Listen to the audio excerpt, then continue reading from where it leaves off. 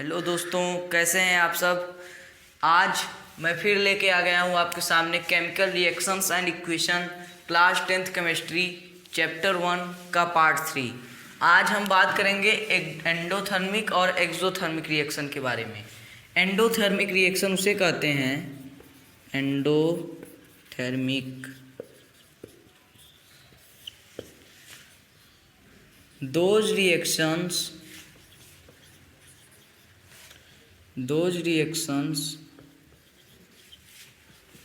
in which heat is absorbed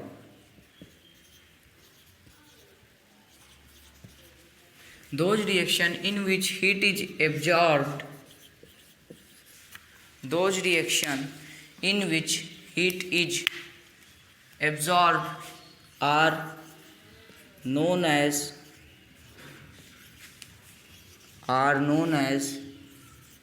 endothermic reactions। Those reaction in which, ऐसे reaction जिसमें heat is absorb, जिसमें heat लगता हो, known as endothermic reaction, उसे endothermic reaction कहते हैं। जैसे KClO3 potassium chlorate, potassium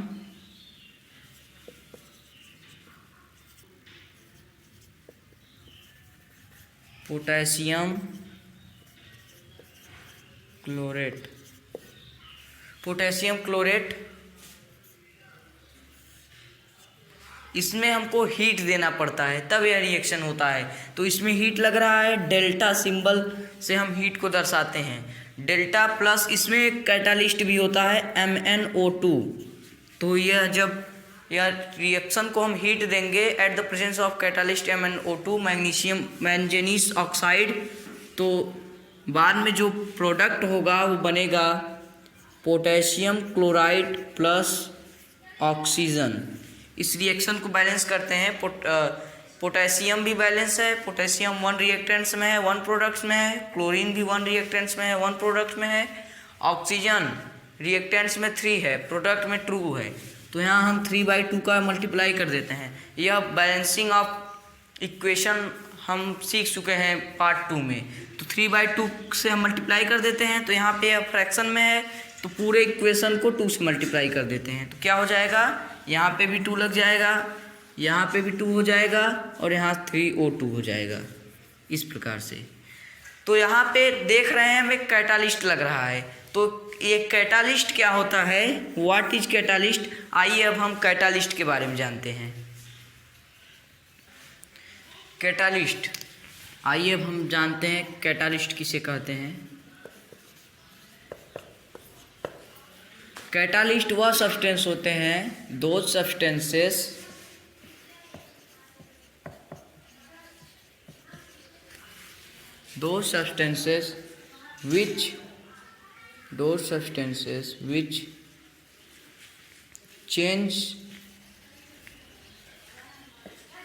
which change the rate of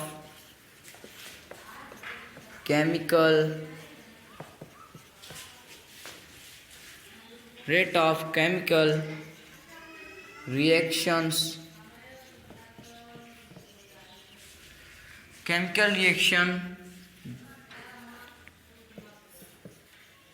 without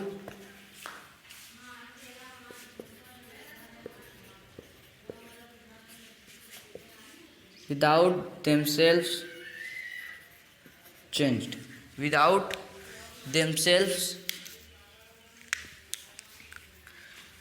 those substances which change the rate of chemical reaction, but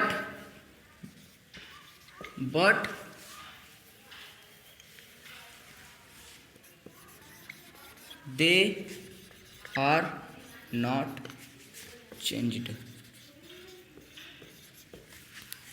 are not changed.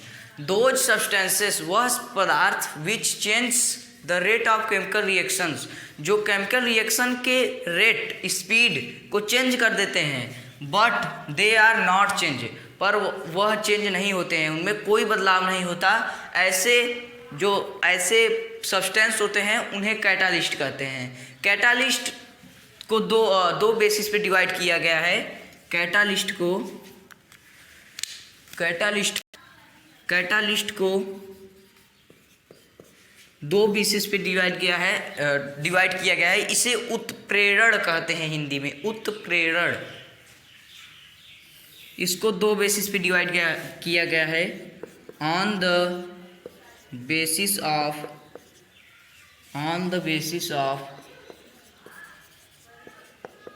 Physical state, इसको दो basis पे divide गया है। On the basis of physical state, और दूसरा जो basis है वो है on the basis of action.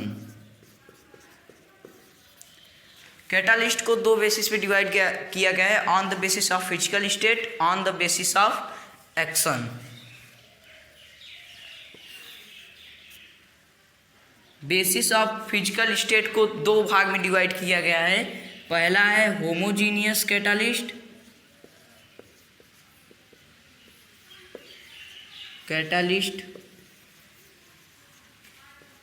दूसरा है हेट्रोजीनियस कैटालिस्ट।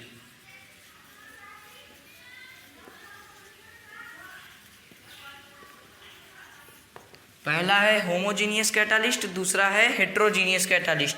और एक्शन के बेसिस पे कैटालिस्ट को चार भाग में डिवाइड किया गया है।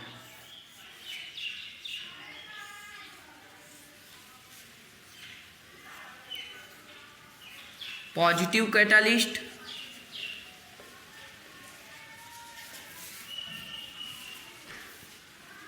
यहाँ पे मैं ऊपर लिख देता हूँ पॉजिटिव कैटालिस्ट, दूसरा नेगेटिव कैटालिस्ट,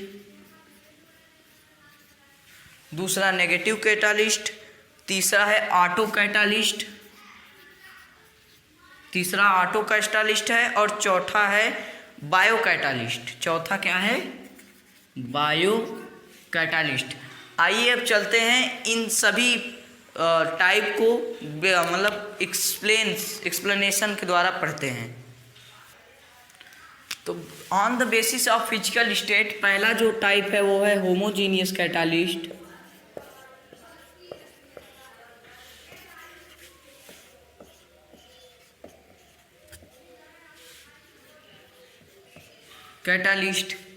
होमोजीनियस कैटालिस्ट उसे कहते हैं जिसमें सभी सब्सटेंस के जो फिजिकल स्टेट हो वो सेम हो, या तो लिक्विड हो। अगर मान लीजिए कोई, जैसे रिएक्टेंट्स में AB है, A प्लस बी कोई रिएक्टेंट्स हैं, आपस में कंबाइन होके बनाते हैं AB, या AB जो एलिमेंट हैं, रिएक्टेंट्स हैं, वो आपस में कंबाइन होके AB प्रोडक्ट बनाते हैं। तो अगर इसका A का जो फिजिकल स्टेट हो वो लिक्विड हो, B का भी लिक्विड हो और AB का भी लिक्विड हो, तो वह होमोजीनियस कैटालिस्ट कहलाएगा। या तो लिक्विड हो, या तो सॉलिड हो, या तो गैस हो, लेकिन जो हो वो तीनों में समान हो, तो वह होमोजीनियस कैटालिस्ट कहलाया जाता है। और हेट्रोजीनियस कैटालिस्ट किसे कहते हैं? अगर यहीं पे जैसे मान लीजिए यहाँ लिक्विड है, यहाँ सॉलिड हो जाए, लिक्विड सॉलिड लिक्विड। अगर यहाँ जैसे लिक्विड सॉलिड है, यहाँ लिक्विड हो जाए, तो अगर कहीं पे भी थोड़ा बहुत चेंज आता है तो वह हेट्रोजीनियस कैटालिस्ट कहलाता है। आइए अब हम देखते हैं on the basis of action. On the basis of action कितने प्रकार के कैटालिस्ट हैं और उनका एक्सप्लेनेशन देखते हैं।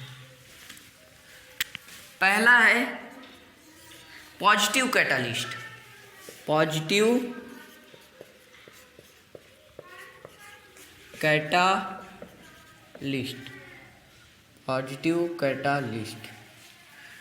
कैटालिस्ट जिसमें अगर किसी भी रिएक्शन में, केमिकल रिएक्शन में, अगर हम अगर किसी कैटालिस्ट को लगा रहे हैं और वह रिएक्शन की स्पीड को बढ़ा दे रहा है तो वहाँ पॉजिटिव कैटालिस्ट। आइए अब देखते हैं पॉजिटिव कैटालिस्ट के एग्जाम्पल, जैसे KClO3 पोटेशियम क्लोरेट को अगर हम हीट करें in the presence of manganese oxide, तो जो प्रोडक्ट फॉर्म होता है वो होता है potassium chloride plus oxygen.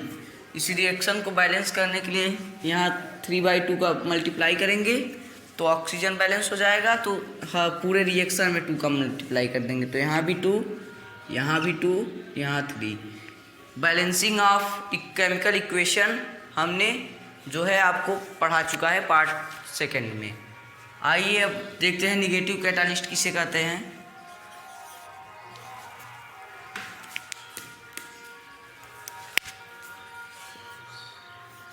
Negative catalyst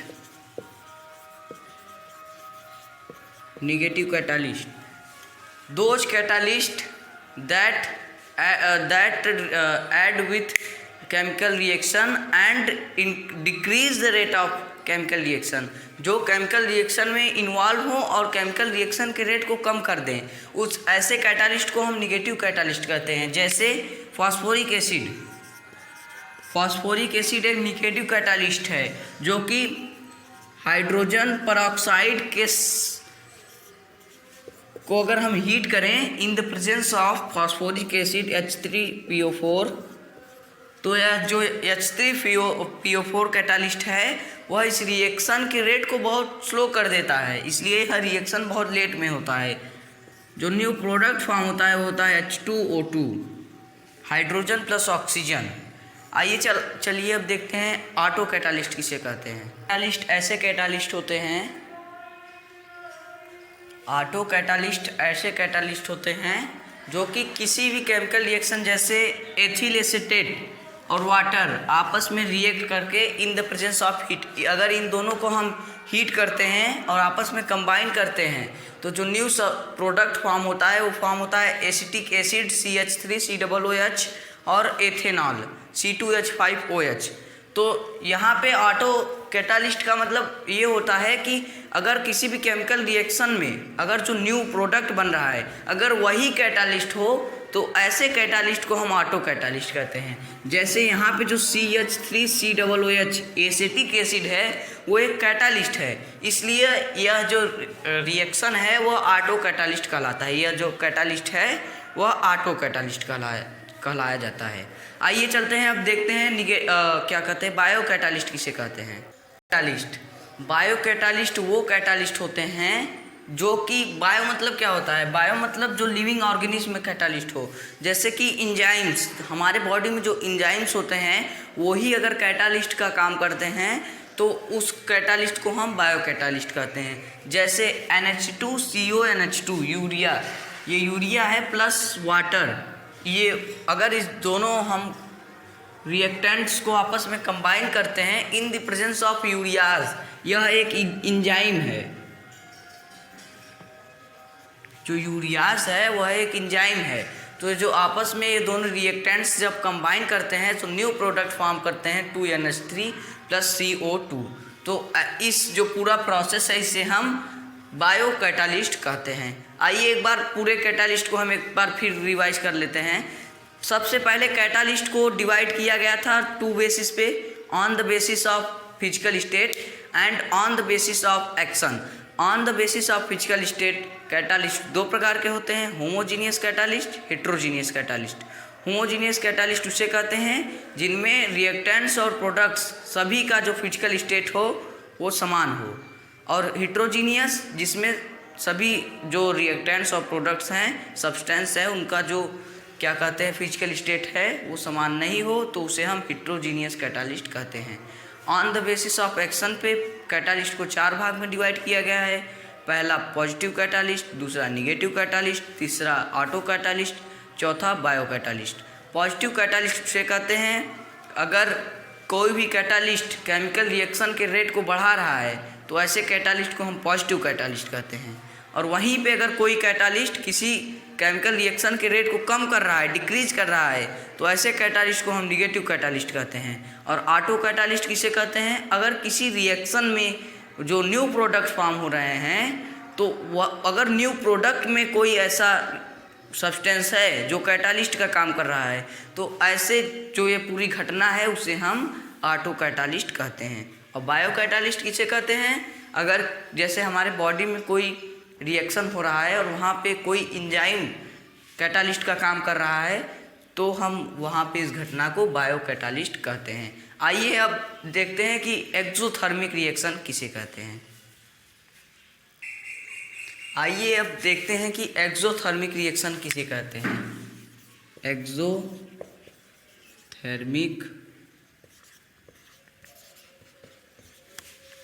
reaction. Exothermic reaction, exothermic reaction का डिफिनीशन है those reactions in which heat is evolved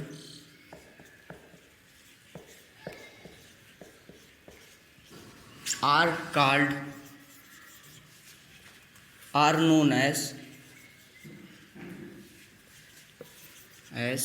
exothermic reaction. Exothermic reactions. Those reaction in which heat is evolved, ऐसे reaction जिसमें heat निकल रहा हो, product side में जिसमें heat निकल रहा हो, are known as exothermic reaction. उस रिएक्शन को हम एक्सोथर्मिक रिएक्शन कहते हैं। जैसे potassium plus water, potassium plus water जब आपस में कंबाइन होते हैं तो जो न्यू प्रोडक्ट फॉर्म होता है वो फॉर्म होता है KOH, potassium hydroxide plus H2। जो न्यू प्रोडक्ट फॉर्म होता है वो फॉर्म होता है potassium hydroxide plus H2 plus heat plus large amount of heat. यहाँ पे बहुत ज़्यादा हीट निकलता है, इसलिए यह रिएक्शन एक्सोथर्मिक रिएक्शन है। और ऐसे रिएक्शन को हम कंबशन रिएक्शन भी कहते हैं। जिस रिएक्शन में हीट निकलता है ऐसे रिएक्शन को हम कंबशन रिएक्शन भी कहते हैं। सेकेंड एग्जाम्पल जो है वो है respiration, C6H12O6 in the presence of water. जो न्यू प्रोडक्ट फॉर्म होता है वो फॉर्म होता है 6H2O प्लस 6CO2। जो न्यू प्रोडक्ट फॉर्म होता है वो फॉर्म होता है C6H2O प्लस 6CO2। ग्लूकोज, इस ग्लूकोज को जब वाटर में जब आपस में कंबाइन होते हैं